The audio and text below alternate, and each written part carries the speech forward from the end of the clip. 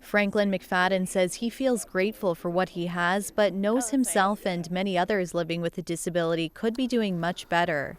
Well, I mean, for instance, the use of my wheelchair when that has to get repaired, you know, I didn't choose to be a person in a wheelchair, and I don't profess to enjoy the fact that I have to use one.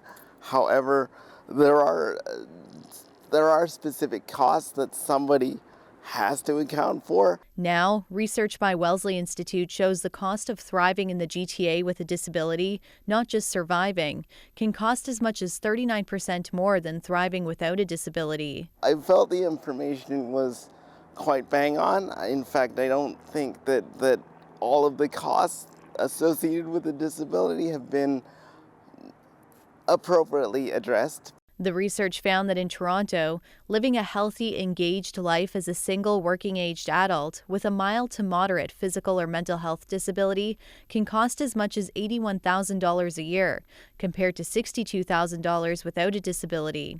In Mississauga, it's even more expensive, as much as $116,000 a year with a disability versus $84,000 without one. We learned that people with disabilities have extra needs in all aspects of their health, but there were particularly extra costs in food and nutrition, transportation, housing, social participation, and saving for the future.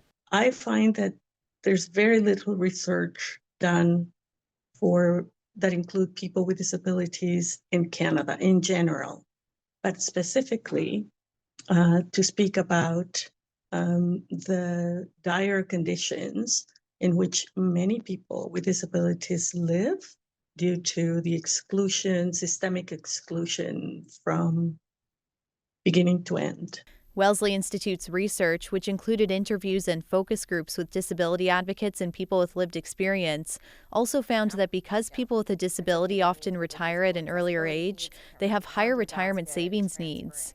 Individuals, communities, employers, and governments all have a role to play. There are around 8 million Canadians who are living with a disability, and the evidence shows that they're not thriving. And when people don't have access to the resources that they need to live a good life, they have to make choices that compromise their health. A sentiment that resonates with Franklin, who knows firsthand what making those compromises feels like. If we want to start anywhere, we need to give people adequate resources to at least lift them out of poverty. We don't choose the lives that we live, we just want to make the best choices and the best attempts at living the good life. Talia, Ricci, CBC News, Toronto.